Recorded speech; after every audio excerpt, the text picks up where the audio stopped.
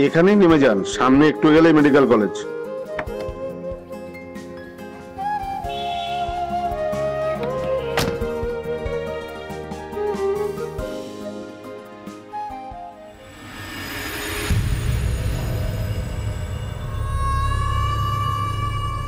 উফ বাবা, শরীরটা এরকম কেন হচ্ছে?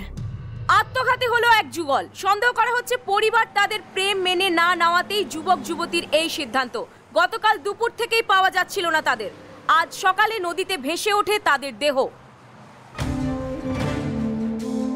আজকালকার ছেলে মেয়েগুলো হয়েছে তেমনি, 14-15 বছর হতে না হতেই প্রেম, ক্যারিয়ারের দিকে কোনো হুঁশ নেই। আরে একটা ভুল ডিসিশন নিলে তো সারা জীবন পস্তাতে হবে।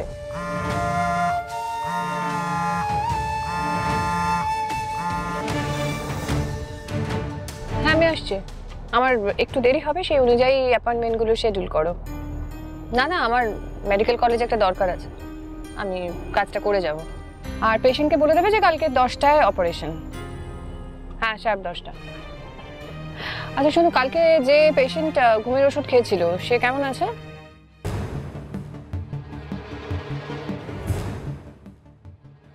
সামনেই বলে কোথায় নামিয়ে দিল। রাস্তাঘাট না চিনলে এই হয়।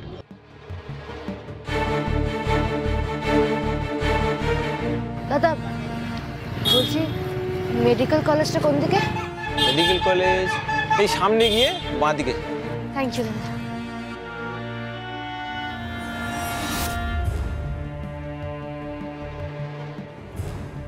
সকাল থেকে খালি পেটে আছি বলেই কি এরকম হচ্ছে? গাটাও তো গোলাচ্ছে না। পৌঁছে আগে ঝট করে টিফিন খেয়ে নেব।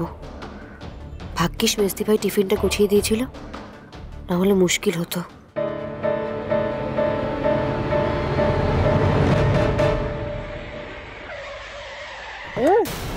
আরে কি হচ্ছে নাকি? তোমাকে বলেছি না আস্তে করে ব্রেক করতে। ম্যাডাম সামনে।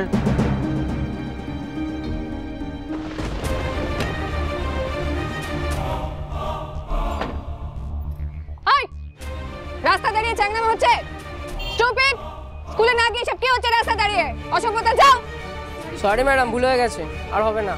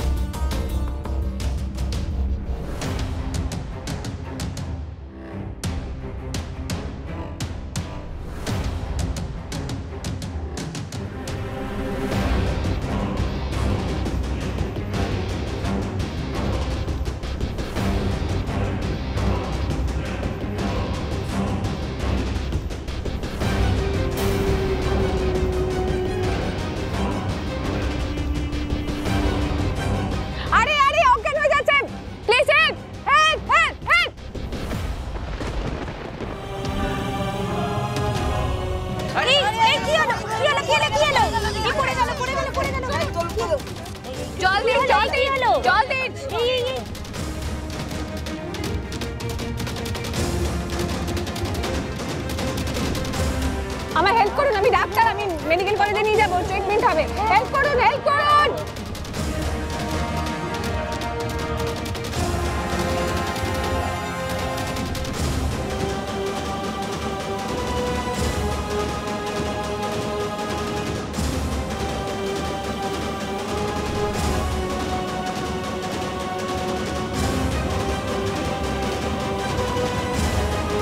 চলো চলো চলো, মেডিকেল কলেজ চলো, তাড়াতাড়ি, আর্জেন্ট।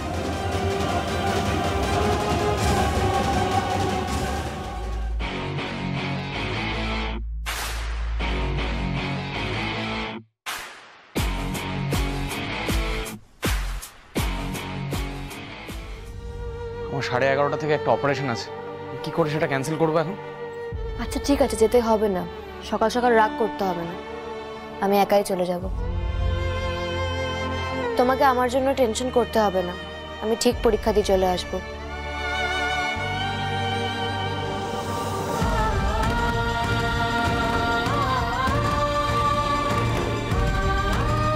কেন যে পৌঁছে দিয়ে এলাম না, রাস্তাঘাট কিচ্ছু চেনে না, কোনো সমস্যায় পড়লে।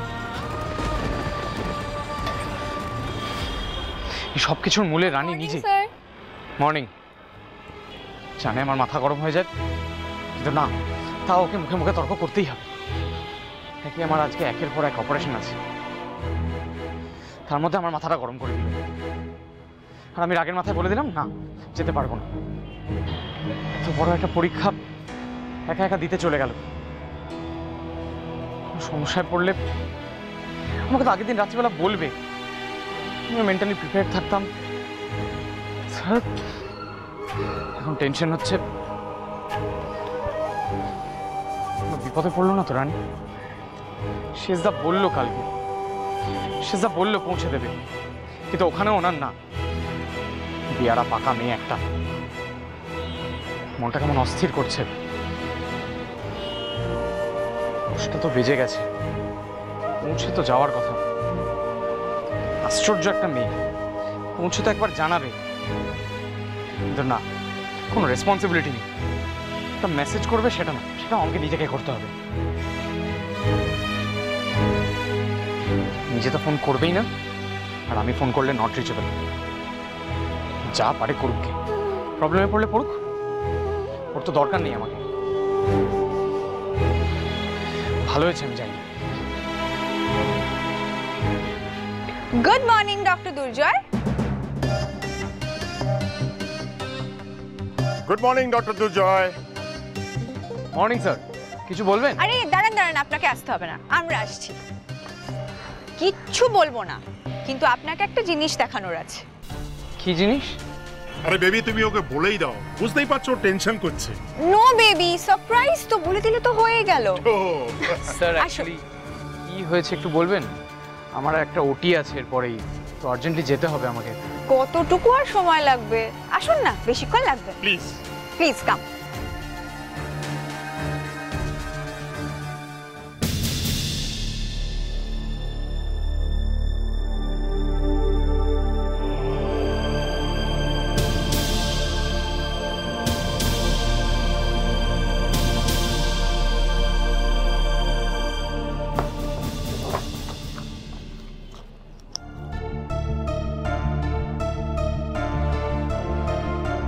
সিস্টার। Yes ma'am. এই টেস্টগুলো অ্যাজ সুন অ্যাজ পসিবল করে রাখবেন। Okay ma'am. কতই বা বয়স, এর মধ্যে বিয়েও করেছে, তারপর আবার নিজেদের ভালো বোঝে না এরা।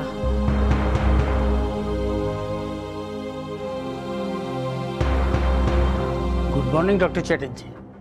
Good morning. আপনি এখানে কি করছেন? আপনার তো আমার সঙ্গে মিটিং ছিল।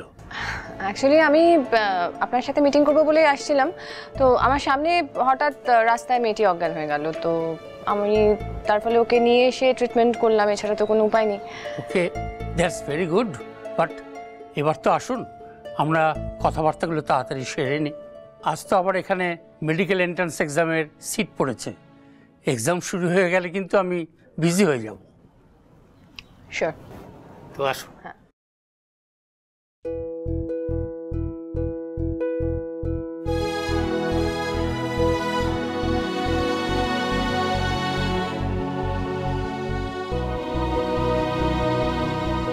মেয়েটার ফাইলটার মধ্যে কিছু পেলেও পাওয়া যেতে পারে।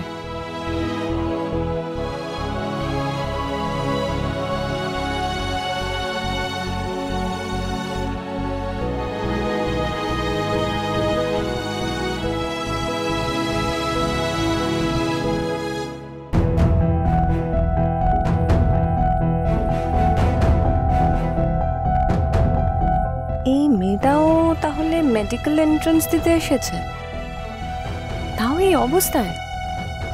কি হলো ডক্টর চ্যাটার্জি, আসুন, দাঁড়িয়ে পড়লেন। হ্যাঁ, আসলে আমি দেখছিলাম যে ওর কাগজপত্রের ভেতরে যদি বাড়ির কোনো লোকজনের খোঁজ পাওয়া যায়, so that I can inform them. ঠিক আছে, ওর জ্ঞান ফিরুক, তারপরে দেখা যাবে।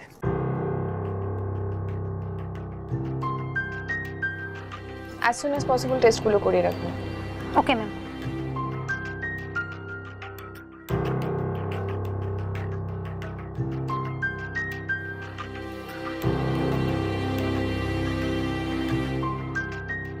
Please come doctor, please come.